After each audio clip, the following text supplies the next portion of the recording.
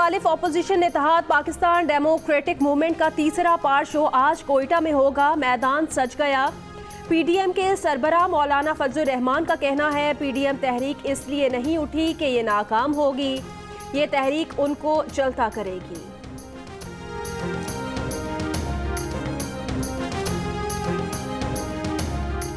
نون league کی نائب صدر مریم نواز نے کہا ہے کہ پی ڈی ایم کی تحریک زور پکڑ رہی ہے, جلسہ بہت اچھا ہوگا.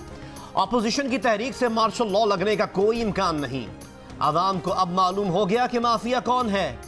یہ مارکیٹ سے اشیاء غائب کر کے مہنگے داموں مارکیٹ میں لاتے ہیں.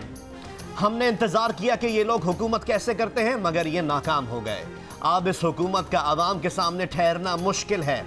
ایک دوسرے کو سڑکوں پر گھسیٹنے کی باتیں ماضی کا حصہ ہیں.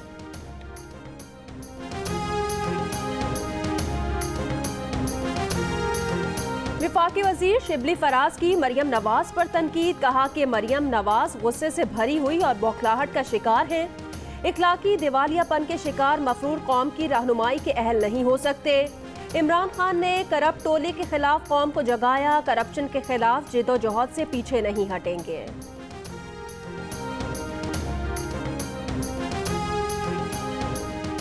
کوئٹہ میں موٹر سائیکل کی ڈبل سواری اور اسلحے کی نمائش پر پابندی عائد.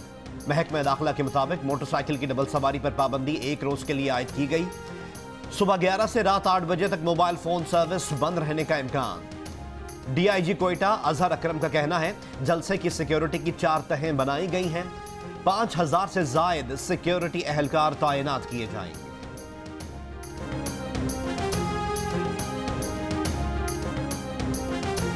کوئٹہ جلسے سے قبل ڈرانے دھمکانے کے بعد پابندیوں کا سہارا لیا جا رہا ہے. حکومت پی ڈی ایم کے 2 جلسوں سے ہی ڈر گئی. ترجمان چیئرمین پیپلز پارٹی سینیٹر مصطفیٰ نواز کھوکھر نے کہا رکن قومی اسمبلی محسن داوڑ کے کوئٹہ میں داخلے پر پابندی جابرانہ اقدام ہے.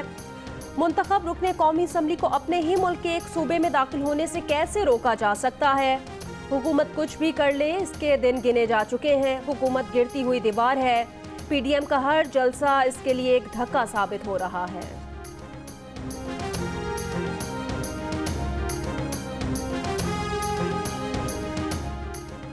ضلع سکھر کے جعفر روڈ پر سی ٹی ڈی اور مبینہ دہشت گردوں میں مقابلہ. 2 مبینہ دہشت گرد ہلاک. ملزمان سے اسلحہ, دھماکہ خیز مواد, کیلیں, نٹ بولٹ, بال بیئرنگ اور موٹر سائیکل برآمد. وزیر اعظم عمران خان نے کراچی میں جیو نیوز کے صحافی علی عمران سید کے لاپتہ ہونے کا نوٹس لے لیا. واقعے کی تحقیقات کے لیے وزیر اعظم کی ہدایت پر جوائنٹ فیکٹ فائنڈنگ کمیٹی قائم کر دی گئی. علی عمران جمعے کی شام تقریباً 8 بجے گھر سے نکلے تھے. 22 گھنٹے بعد ہفتے کی شام گھر پہنچے. اغوا کا مقدمہ علی عمران سید کے بھائی کی مدعیت میں درج کیا گیا. ایف آئی آر میں نامعلوم افراد کو نامزد کیا گیا تھا.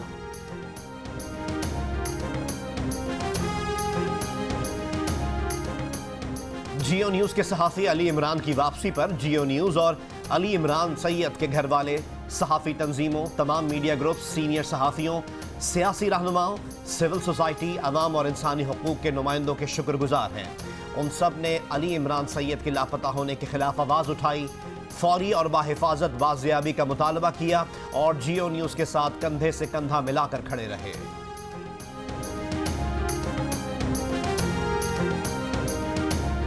جیو نیوز کے سینئر صحافی علی عمران سید کی بازیابی کے لیے کراچی، لاہور، اسلام آباد، کوئٹہ اور دیگر شہروں میں صحافی تنظیمیں، سینئر صحافی اور پریس کلبز کے عہدیدار سڑکوں پر نکل آئے. مظاہرین کا صحافیوں کے لاپتہ ہونے کے واقعات پر گہری تشویش اور غم و غصے کا اظہار. صحافیوں کا وزارت انسانی حقوق کی جانب سے تیار کردہ جرنلسٹ پروٹیکشن بل فوری طور پر منظور کرنے کا مطالبہ. مظاہرین کا کہنا تھا صحافیوں کی جبری گمشدگیاں دنیا بھر میں پاکستان کے ساکھ کو نقصان پہنچا رہی ہیں. آزادی صحافت کے بغیر جمہوریت کا تصور نامکمل ہے. حیدرآباد، سکھر، ملتان، بہاولپور اور گجرانوالہ سمیت کئی شہروں میں صحافیوں کا احتجاج.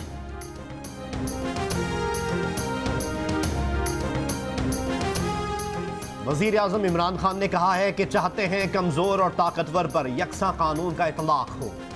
لندن جا کر علاج کرانے والوں کو پسماندہ علاقوں کے عوام کا کوئی احساس نہیں. میاں والی میں خطاب میں کہا کہ تحریک انصاف کو پہلی سیٹ عیسیٰ خیل نے دلائی. کوشش ہے کہ ڈیرہ غازی خان، راجن پور اور میاں والی کی حالت بہتر بنائے. عوام تھوڑا صبر کریں، پاکستان دنیا کا طاقتور ملک بنے گا.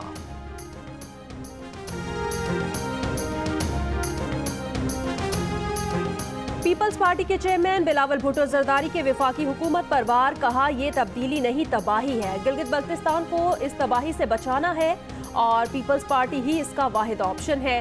گھانچے میں انتخابی جلسے سے خطاب کے دوران بلاول بھٹو نے کہا P T I Hare election میں ایک نیا جھوٹ لے کر آتی ہے. اس بار گلگت بلتستان کے لیے عبوری صوبے کا لالی پاپ لے کر آئی ہے. ان سے پوچھا جائے جنوبی پنجاب سے کیے گئے صوبے کے وعدے کا کیا بنا. اس حکومت نے 1 کروڑ ملازمت تو کیا، 1 کروڑ انڈے بھی نہیں دیے. خود اعلان کیا تھا کہ ہم مرغیاں دیں گے، خود اعلان کیا تھا ہم بکریاں دیں گے. وہ بکریاں بھی خود کھا گئے، مرغیاں بھی خود کھا گئے، اور پتہ نہیں انڈوں کے ساتھ کیا کیا. امیر جماعت اسلامی سینیٹر سراج الحق نے کہا ہے کہ قوم کو لنگر خانوں کی نہیں کارخانوں کی ضرورت ہے. حکومت نے 1 کروڑ ملازمت تو دور کی بات، 1 کروڑ انڈے بھی نہیں دیے. کہا ٹائیگر فورس میں سب اشتہاری شامل ہیں. وزیر اعظم کی نیند اڑی ہوتی تو مافیاز کو پکڑ کر حساب لیتے. وزیر اعظم ایگزیکٹو آرڈر سے قیمتوں میں اضافہ واپس لیں. ملک میں مہنگائی کا راج ہے، آٹا، چینی اور دوائیاں مہنگی ہیں. ملک میں مشیر، ٹماٹر اور گندم کی طرح درآمد کیے گئے، ان سے مسائل حل نہیں ہوں گے. پیپلز پارٹی اور نون لیگ حکومت گرانے میں سنجیدہ ہیں تو استعفے دیں. جماعت اسلامی بھی استعفے دے گی.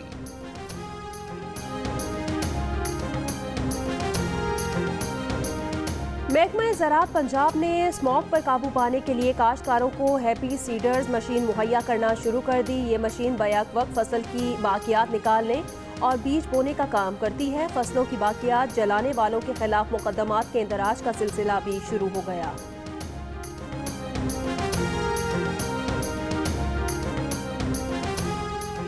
کراچی کے علاقوں گلشن اقبال اور پیر آباد میں مبینہ پولیس مقابلے، 4 ملزمان زخمی حالت میں گرفتار.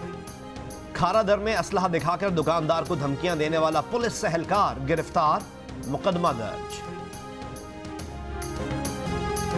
جماعت اسلامی کے تحت حقوق کراچی ریفرینڈم کے نتائج کا اعلان کر دیا گیا. سیکرٹری ریفرینڈم کمیشن قمر عثمان نے کہا 98% نے مطالبات کے حق میں رائے دی ہے. ریفرینڈم میں مردم شماری دوبارہ کرانے، کوٹا سسٹم ختم کرنے، سرکاری ملازمت دینے، کے الیکٹرک کو قومی تحویل میں لینے، transport system, solid waste management, تعلیم، صحت، پانی، سیوریج اور سپورٹس کا مربوط نظام فراہم کرنے کے مطالبات کیے گئے تھے. وفاقی وزیر حماد اظہر کا کہنا ہے کہ ایف اے ٹی ایف سے متعلق بیشتر نکات مکمل کر چکے ہیں. جو 6 نکات رہ گئے ہیں انہیں بھی ایف اے ٹی ایف کے اگلے اجلاس سے قبل مکمل کر لیا جائے گا. حماد اظہر نے کہا کہ ایف اے ٹی ایف میں پاکستان کے کیس سے متعلق ووٹنگ کی بات نہیں آئی. ایف اے ٹی ایف کے تمام ممالک نے پاکستان کے اقدامات کی تعریف کی. بھارت شروع دن سے ایف اے ٹی ایف کے معاملے کو سیاست زدہ کر رہا ہے. 2 سال میں پاکستان نے بھارت کے عزائم مؤثر طریقے سے بے نقاب کیے. پروگرام نیا پاکستان میں گفتگو.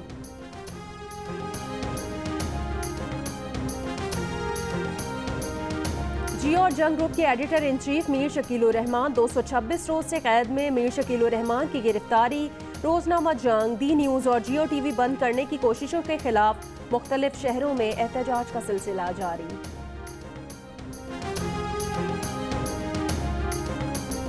فرانسیسی صدر کے اسلام مخالف بیانات پر ترک صدر برہم میکروں کو دماغی معائنے کا مشورہ دے دیا. فرانس نے بیان کو ناقابل قبول قرار دے دیا. ترکی سے اپنے سفیر کو بلا لیا. سوشل میڈیا پر فرانسیسی اشیاء کے بائیکاٹ کی مہم کے بعد کویت کی مارکیٹوں سے فرانسیسی مصنوعات ہٹا لی گئیں. فرانس میں گستاخانہ خاکوں کی اشاعت اور فرانسیسی حکومت کے اسلام مخالف بیانات پر مشرق وسطیٰ کے کئی ممالک میں فرانسیسی مصنوعات کے بائیکاٹ کی مہم چلائی جا رہی ہے.